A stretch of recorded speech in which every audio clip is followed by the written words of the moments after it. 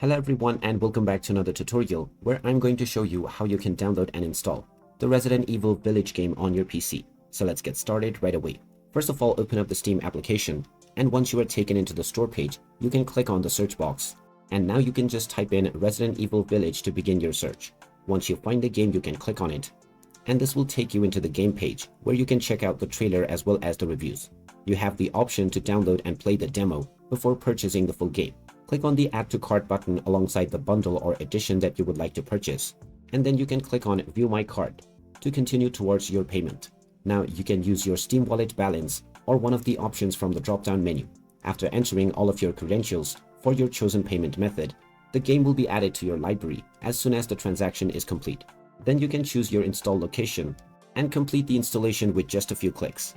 And once that is done, you can start enjoying the Resident Evil Village game on your PC. So there you have it. That is how easy it is to download and install the Resident Evil Village game on your device. If you find this video helpful, don't forget to hit that like button and subscribe to our channel for more useful tips and tutorials.